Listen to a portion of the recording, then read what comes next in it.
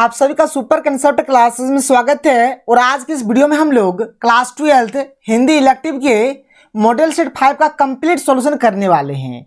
तो आप लोग वीडियो पर बने रहिएगा। अगर वीडियो पसंद आता है तो वीडियो को लाइक कर दीजिएगा और जितना हो सके इस वीडियो को अधिक से अधिक शेयर करें ताकि हर एक तक ये वीडियो पहुंच जाए। तो चलिए स्टार्ट करते हैं और एक एक करके हर एक क्वेश्चन के आंसर को बहुत ही सिंपल तरीके से समझते हैं। तो देखिए हमारे पास जो पहला क्वेश्चन है, क्वेश्चन नंबर 1, ये हमारा पैसेज है और यहाँ पर 2 पैसेज दिया गया है। यहाँ पर एक पैसेज है और इसके बाद अथवा में और एक पैसेज दिया गया है। तो देखिए जब भी आपका अथवा वाला क्वेश्चन रहेगा इसका मतलब क्या होता है, या तो आप ऊपर वाले क्वेश्चन का आंसर लिखिए या फिर आप नीचे वाले क्वेश्चन का आंसर लिखिए। जो भी आपको अच्छा लगे आप उसका आंसर लिखिएगा। ये तो हमारा एक गद्यांश है और जो दूसरा वाला है वो हमारा पद्यांश है। तो जो गद्यांश होता है वो सिंपल होता है, आप आसानी से ये जो यहाँ पर ये जो पैसेज दिया गया यहाँ से लेकर यहाँ तक, इसको अगर आप लोग पढ़ेंगे ना तो ये तीनों क्वेश्चन का आंसर आप लोग आसानी से दे देंगे। लेकिन जो पद्यांश होता है ना उसका मतलब देखिए बोलता कुछ है और अर्थ उसका अलग निकलता है। तो आपको सबसे पहले अर्थ समझना पड़ेगा फिर आप लोग आंसर दे पाएंगे। इसलिए सबसे बेस्ट है कि जो गद्यांश रहेगा उसी का आप लोग आंसर दीजिए। माने जो आपको आसान लगता है ना सर उसी का आप लोग आंसर दीजिए। तो देखिए यहाँ पर जो भी होगा आप लोग इसको पढ़ लीजिएगा, ठीक है। यहाँ पर मैं आपका ज़्यादा टाइम बर्बाद नहीं करता हूँ। देखिए क्वेश्चन नंबर क क्या है कि मानव जीवन की सफलता किसमें है। देखिए यहाँ पर साफ साफ लिखा गया है कि मानव जीवन के चरम विकास को, पृथ्वी पर स्वर्ग को या गांधी जी के राम राज्य को स्थापित करना आपके हाथ में है। उसी की स्थापना में मानव जीवन की सफलता है। बात क्लियर।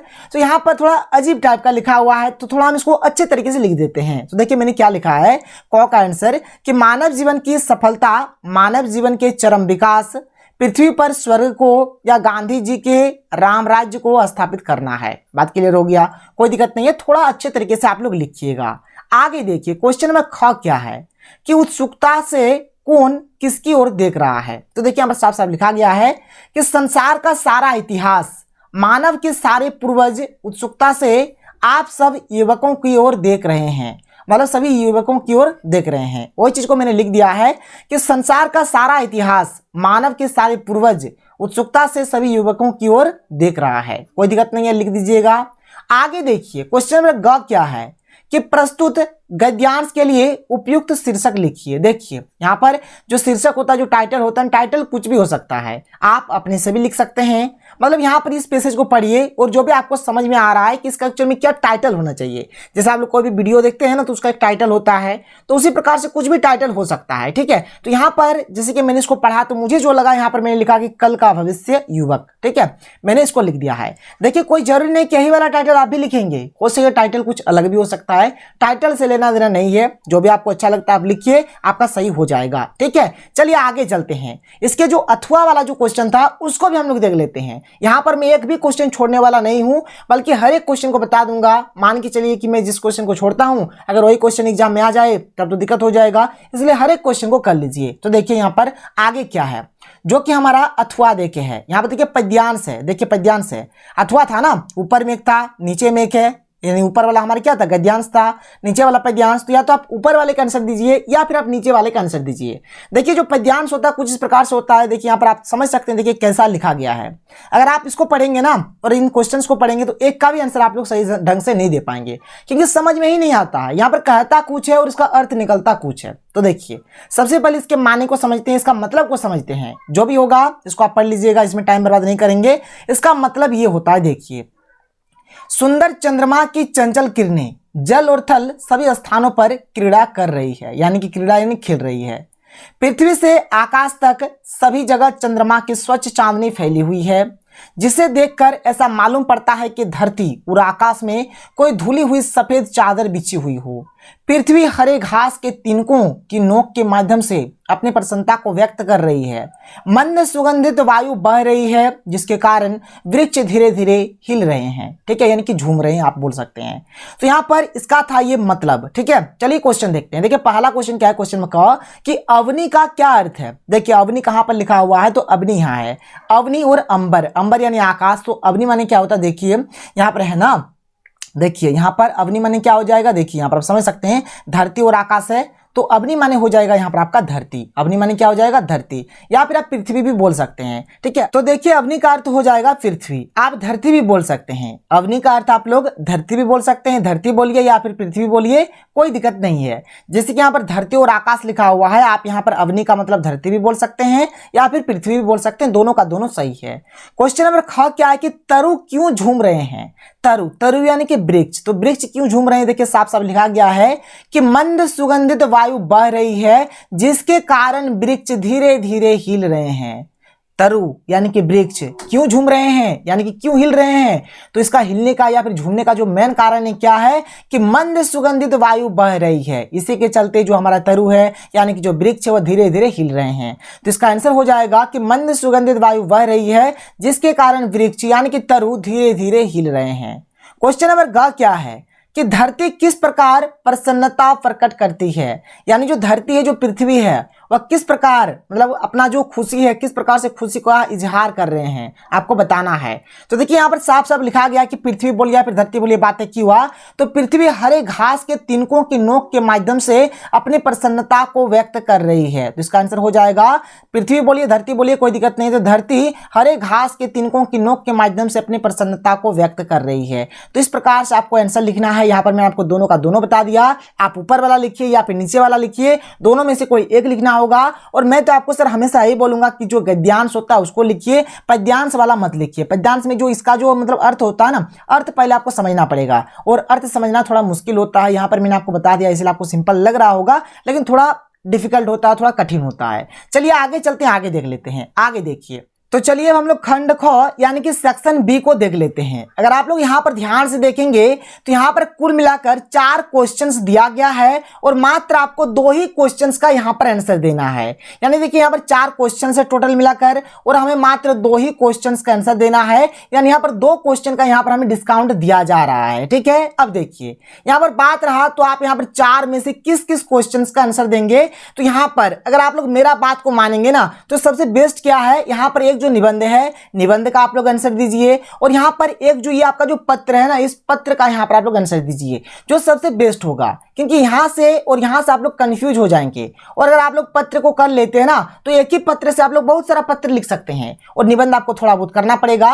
और निबंध में क्या है देखिए, डिस्काउंट का डिस्काउंट, मतलब यहाँ पर एक तो डिस्काउंट ये मिला कि 4 में से हमें 2 प्रश्न का उत्तर देना है और यहाँ पर और क्या डिस्काउंट है, देखिए निबंध में यहाँ पर हमें 2 निबंध दिया गया है, एक है झारखंड और पर्यटन और एक है जीवन में खेलों का महत्व। तो ये दोनों में से मात्र किसी एक पर ही आपको निबंध लिखना है। देखिए डिस्काउंट का डिस्काउंट, यानी शिवरात्रि का भी डिस्काउंट मिल गया और होली का भी आपको डिस्काउंट मिल गया, मतलब 2-2 डिस्काउंट यहाँ पर आपको मिल रहा है।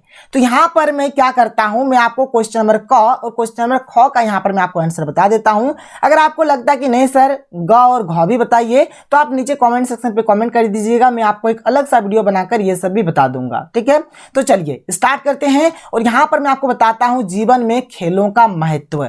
तो देखिए जीवन में खेल कूद का महत्व, और देखिए यहाँ पर मैं जो बता रहा हूँ ना आपको, कोई जरूरी नहीं है कि आप मेरे जैसा ही लिखिए, आप चाहे तो अपने मन से भी लिख सकते हैं। जीवन में खेल कूद का महत्व माने क्या हो गया कि जो हमारा जीवन है, जो हमारा लाइफ है, इसमें खेल कूद का क्या रोल है। ठीक है, खेल कूद का यहाँ पर क्या इंपॉर्टेंस है, ये चीज आपको यहाँ पर लिख देना है। कोई जरूरी नहीं कि आप मेरे जैसा ही लिखिए, आप अपने मन से भी लिख सकते हैं। लेकिन देखिए यहाँ पर थोड़ा सा आपको आइडिया आ जाएगा क्या है कि इंसान के लिए अच्छी सेहत का होना बहुत जरूरी है। देखिए कोई भी इंसान हो ना, उसका सेहत अच्छा होना चाहिए।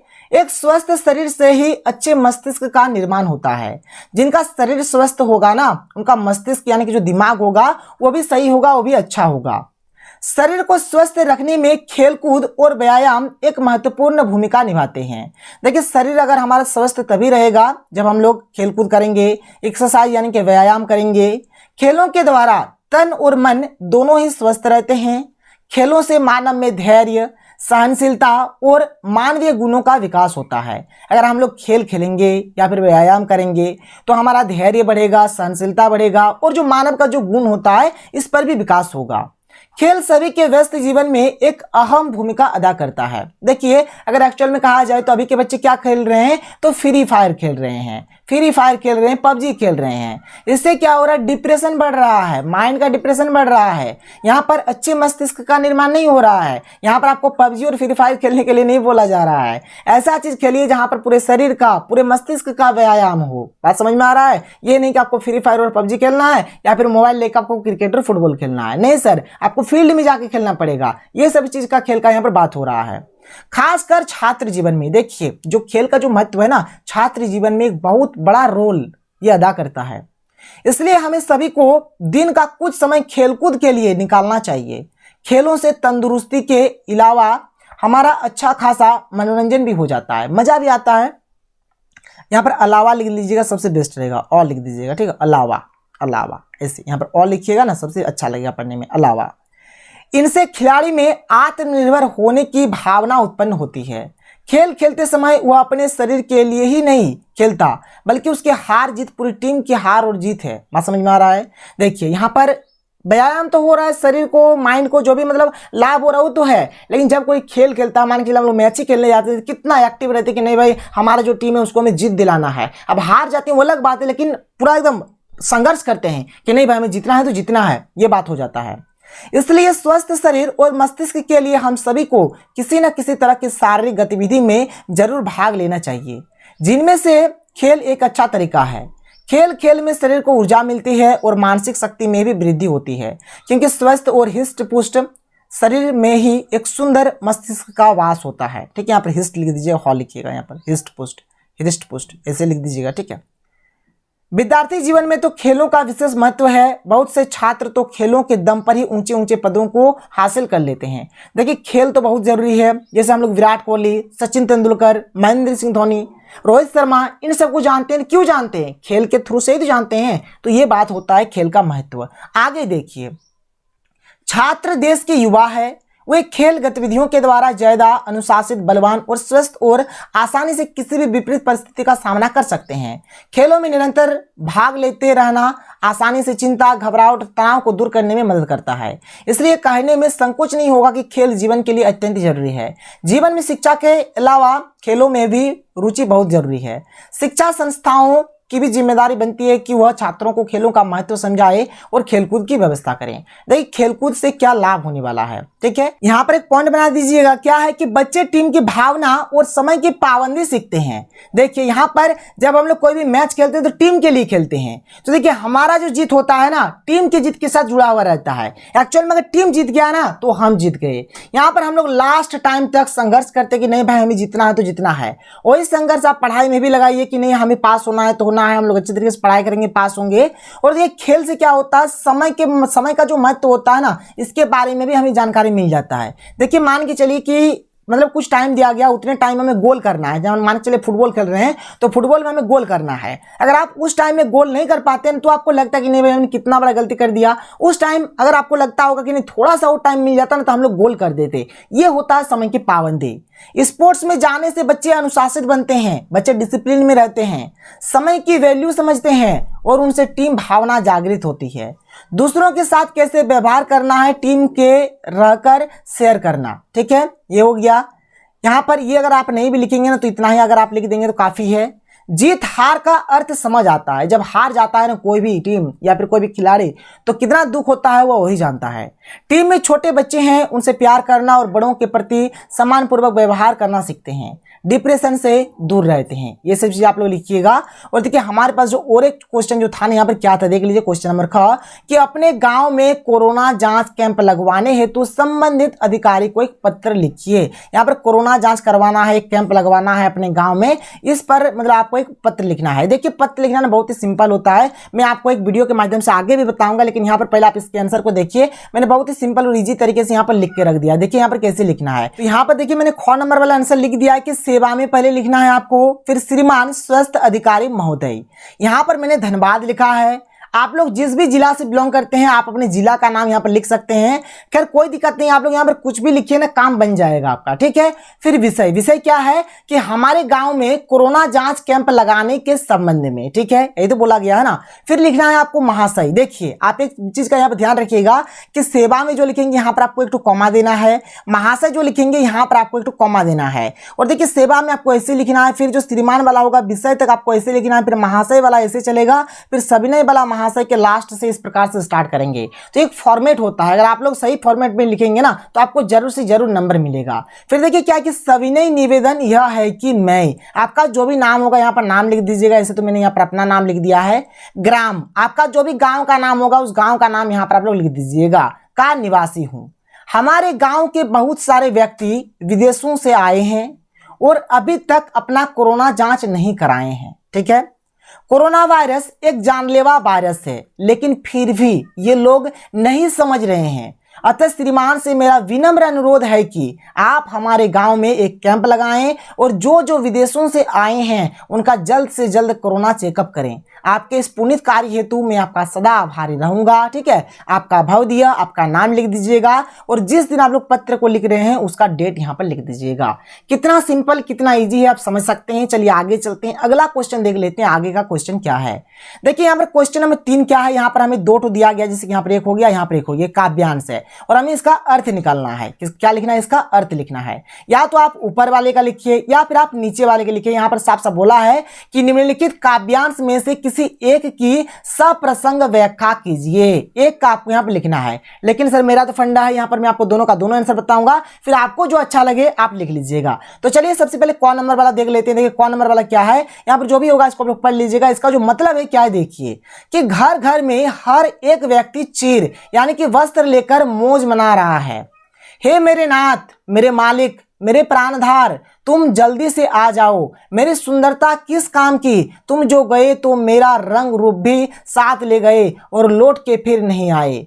अब तो लौटकर आ जाओ। जगह जगह सर्दी से बचने के लिए आग लगाई जा रही है, लेकिन ये ठंडी आग विरहिनी तुम्हारी प्रियतमा के दिल को जलाती रहती है। यह अग्नि उसके तन मन को राख बना रही है। ये हो जाएगा इसका मतलब, आप इसको लिख दीजिए, आपको 5 नंबर मिल जाएगा। 5 नंबर ही यहाँ पर दिया जाएगा, ठीक है। चलिए आगे चलते, ख नंबर वाला देख लेते हैं। देखिए ख नंबर वाला कुछ इस प्रकार से है, इसका हमें अर्थ लिखना है। चलिए इसका अर्थ क्या होगा देख लीजिए कि यह तुम्हारा अति प्रिय घोड़ा है। यह विचार कर भरत उसकी 100 गुनी देखभाल करते हैं, फिर भी यह दिन प्रतिदिन मुरझाता जा रहा है। फिर भी यह घोड़े दिन प्रतिदिन बहुत ज्यादा कमजोर और सुस्त होता जा रहा है। यह ऐसा शिथिल हो गया है मानो कमल पर हिमपात हो गया हो। बात क्लियर, लिखिए इसको फटाफट, बात को समझ लीजिए। यहाँ पर मतलब जो भरत है ना, मतलब घोड़े का तो देखभाल कर रहे हैं, ठीक है, लेकिन वो जो घोड़ा है फिर भी दिन प्रतिदिन मुरझाता जा रहा है, कमजोर होता जा रहा है, सुस्त होता जा रहा है। ऐसा लग रहा है कि जैसे जो कमल है ना, कमल के ऊपर हिमपात यानी कि बर्फबारी हो गया है, ठीक है। चलिए आगे देखिए, आगे यहाँ पर क्वेश्चन नंबर 4 है। यहाँ पर 3 क्वेश्चन दिया गया है और 3 में से मात्र में 2 ही प्रश्न का यहाँ पर उत्तर देना है, ठीक है। और 2 का देना, एक में मिलेगा 3 नंबर तो 2 में मिल जाएगा 6 नंबर। क्लियर हो गया। चलिए सर, लेकिन यहाँ पर मैं आपको तीनों का तीनों आंसर बताऊंगा, देख लीजिए क्या है क्या नहीं है। तो देखिए क्वेश्चन नंबर क क्या है कि राम के प्रति अपने श्रद्धा भाव को भरत किस प्रकार प्रकट करते हैं, स्पष्ट कीजिए। तो देखिए इसका उत्तर क्या होगा कि भरत अपने बड़े भाई राम से बहुत स्नेह करते हैं, यानी कि बहुत प्यार करते हैं। वे स्वयं को अपने बड़े भाई राम का अनुचर मानते हैं और उन्हें भगवान की तरह पूजा करते हैं। वन में जब वे भाई से मिलने जाते हैं तो उनके सामने खड़े होकर वे प्रसन्नता से फूले नहीं समाते। अपने भाई से मिलन होने पर उनकी आंखों में आंसुओं की जलधारा प्रवाहित होने लगती है। अपने भाई को अपना स्वामी कहकर वह अपनी इच्छा प्रकट करते हैं। भाई की विशेषताओं का बखान करके वे अपनी श्रद्धा व्यक्त करते हैं और आशा करते हैं कि भाई के दर्शन प्राप्त होने के बाद सब अच्छा ही होगा। अपने वनवासी भाई की दशा देखकर वह दुखी हो उठते हैं और स्वयं को इसका कारण मानते हैं। उनकी यही अधीरता अपने बड़े भाई के प्रति अपार श्रद्धा का परिचायक है। इसको लिखिएगा सर, बहुत ही सिंपल और अच्छा है, पढ़ने में भी मजा आया। खैर कोई दिक्कत नहीं, चलिए आगे चलते हैं। आगे देखिए क्वेश्चन नंबर ख क्या है। पूष महीने में विराहिनी को क्या अनुभूति होती है। देखिए पूस का जो महीना होता है, एक्चुअल में पोष बोलते हैं, ठीक है, पोष पूस जो भी बोलिए, इसका जो पूस वाला जो महीना होता है ना, इस टाइम बहुत ही ज्यादा ठंडा रहता है सर, बहुत ही ज्यादा ठंडा। ठीक है, देखिए क्या लिखा गया है कि पूस के महीने में ठंड अपनी विकराल रूप में विद्यमान होती है, चारों ओर कोहरा छाने लगता है, हर तरफ आपको कुहासा ही कुहासा देखने को मिलेगा।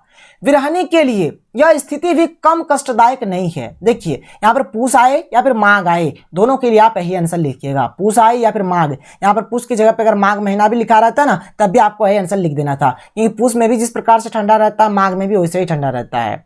इसमें विरह की पीड़ा मौत के समान होती है। यदि पति की अनुपस्थिति इसी तरह रही तो पूस मास की ठंड उसे अपने साथ ही ले जाकर मानेगी। यह मास उसके मन में काम की भावना को जागृत करता है, वह प्रियतम से मिलने को व्याकुल हो उठती है। ठीक है, व्याकुल हो उठती है लिख दीजिएगा।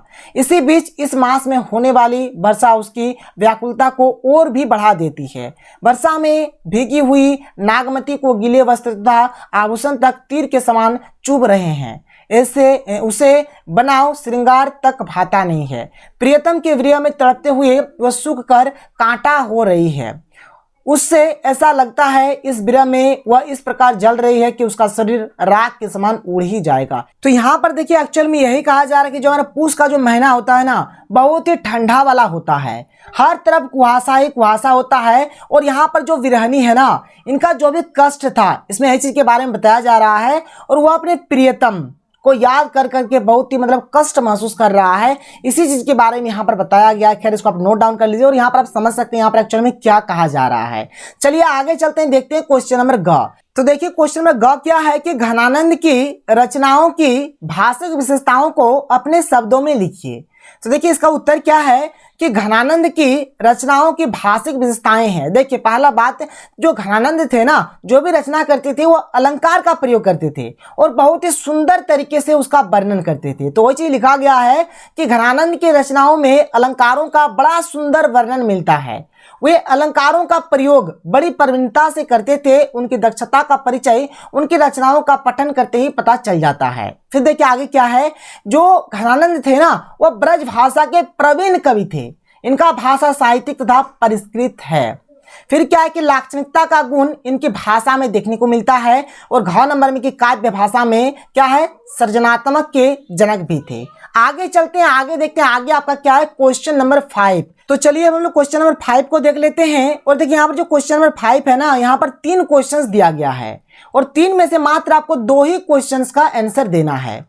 लेकिन यहाँ पर मैं आपको तीनों में से तीनों क्वेश्चंस का आंसर बताने वाला हूं। तो चलिए एक एक करके डिस्कस करते हैं और सबसे पहले देख लेते हैं क्वेश्चन नंबर क। तो क्वेश्चन नंबर क क्या है कि पुजारी ने लड़के के हम को युगल अर्थ में लेकर क्या आशीर्वाद दिया, और पुजारी द्वारा आशीर्वाद देने के बाद लड़के और लड़की के व्यवहार में अटपटापन क्यों आया।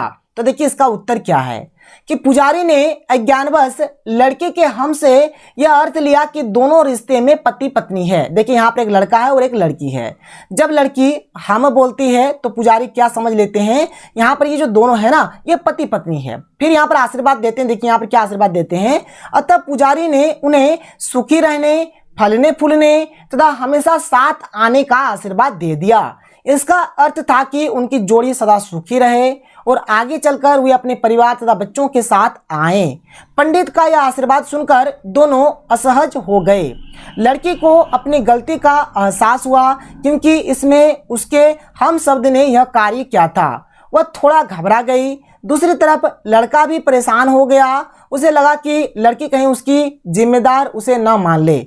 अब दोनों एक दूसरे से नजरें मिलाने से डर रहे थे, दोनों वहां से चले जाना चाहते थे और इस प्रकार जो लड़का लड़की दोनों थे वे वहां से चले गए। आगे देखिए अगला क्वेश्चन, क्वेश्चन नंबर ख क्या है कि जहां कोई वापसी नहीं। पाठ के लेखक के अनुसार आजादी के बाद भारत की सबसे बड़ी ट्रेजेडी क्या है। तो देखिए लेखक के अनुसार स्वतंत्र भारत की सबसे बड़ी ट्रेजेडी यह है कि यहाँ की सरकार ने विकास के लिए सर्वप्रथम औद्योगिकरण का रास्ता अपनाया, जो कि स्वयं की कल्पना नहीं बल्कि पश्चिमी देशों की नकल थी। इस कारण भारत में मनुष्यों तथा प्रकृति के बीच का परस्पर संबंध समाप्त हो गया। यदि सरकार के द्वारा सही रास्ता चुना जाता तो हमारे भारत का विकास भी होता और मानव तथा प्रकृति के बीच का परस्पर संबंध भी बना रहता। तो इसका ये आप आंसर लिख दीजिएगा। चलिए आगे चलते हैं, आगे देख लेते हैं क्वेश्चन नंबर ग। तो देखिए क्वेश्चन नंबर ग क्या है कि आधी आधी फसल हाथी ने किस तरह बांटी।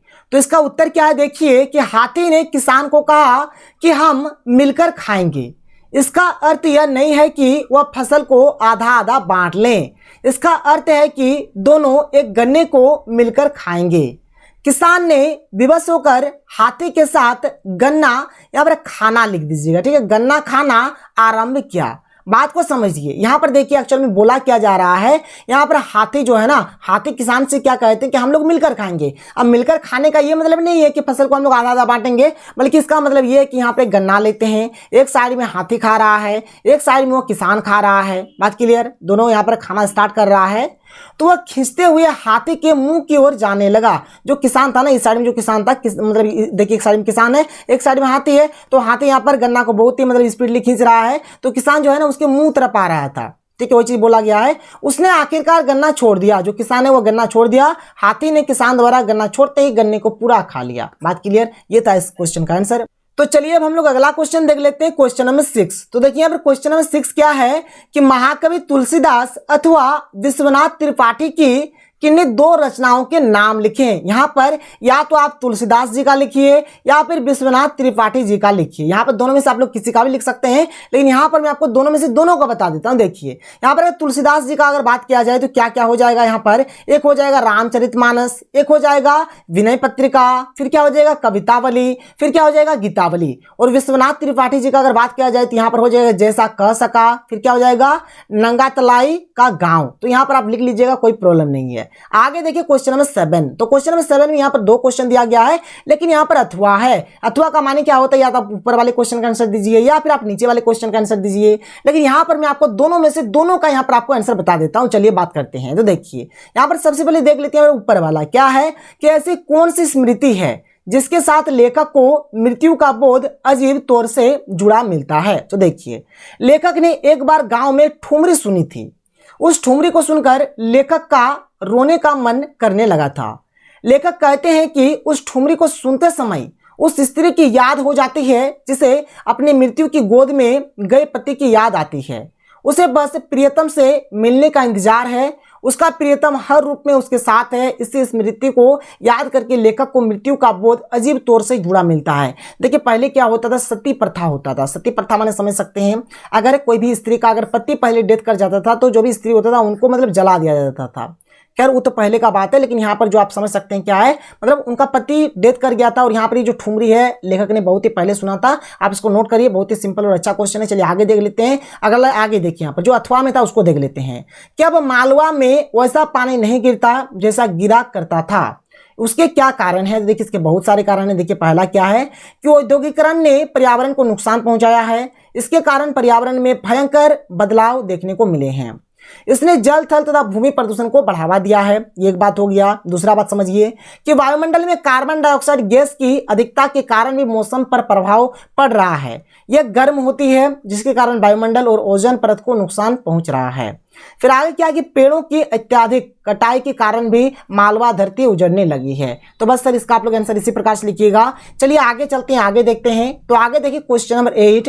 यहाँ पर भी दो क्वेश्चन दिया गया है अथवा देखकर, या तो आप ऊपर वाले क्वेश्चन का आंसर लिखिए या फिर आप नीचे वाले क्वेश्चन का आंसर लिखिए, जो माने आप सो लिखिए। तो चलिए एक करके डिस्कस करते हैं। तो सबसे पहले देखिए यहाँ पर ये ऊपर वाला, आधुनिक युग में विकास की औद्योगिक सभ्यता किस प्रकार उजाड़ की अपभ्यता में बदल रही है। तो देखिए हम लेखक की इस कथन से बिल्कुल सहमत है। ऐसी औद्योगिक सभ्यता जिसने विकास के नाम पर प्रदूषण, प्रकृति दोहन, पृथ्वी का विनाश ही क्या है, उसे अब सभ्यता ही कहा जाता है। यह विकास और प्रकृति के नाम पर विनाश की ओर ले जा रहा है। मनुष्य ने अपनी उत्पत्ति के साथ से ही पृथ्वी का भी दोहन करना आरंभ कर दिया, परंतु तब दोहन की प्रक्रिया बहुत ही मंद थी, मतलब धीरे धीरे था। लेकिन जिस प्रकार से अभी डेवलप हो रहा है उसी प्रकार से प्रकृति का दोहन भी तेजी से हो रहा है।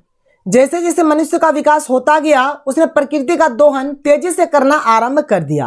मनुष्यों ने अपने आवास के लिए पेड़ों को काटना शुरू कर दिया। ईंट के निर्माण के लिए मिट्टी का प्रयोग किया, कोयले, सीमेंट, धातु इत्यादि की आवश्यकताओं को पूरा करने के लिए उसने पृथ्वी को खोद डाला। यह कैसा विकास है? इस औद्योगिक के कारण जीव जंतु, पेड़ पौधे, नदियां, पहाड़ों, भूमि सभी को नुकसान हो रहा है जो हमें उजाड़ रहा है, अतः हम इसे अपसभ्यता ही मानते हैं। तो इसको लिखिएगा, बहुत ही सिंपल है। और अथवा में जो नीचे है चलिए उसको भी देख लेते हैं, वो वाला हमारे क्या है। तो यहाँ पर क्या है कि विस्कोहर की माटी के लेखक माँ की ममता का वर्णन किस प्रकार करते हैं। तो देखिए, बच्चे का अपनी माँ से बहुत गहरा संबंध होता है। यह संबंध माँ की कोख में आने के साथ ही जुड़ जाता है। जब वह जन्म लेता है तो माँ के दूध पर ही 6 महीने तक निर्भर रहता है। इस दूध को वह आगे 3 वर्षों तक और ग्रहण करता है। माँ अपने बच्चे को दूध पिलाते समय अपने आंचल की छांव में रखती है। इससे माँ बच्चे के मध्य संबंध सजीव हो उठता है। इस तरह दोनों एक दूसरे के साथ जीवन के कई वर्ष बिताते हैं। बच्चा माँ के साथ ही रोता, हंसता, खेलता, खाता, पीता, बड़ा होता है।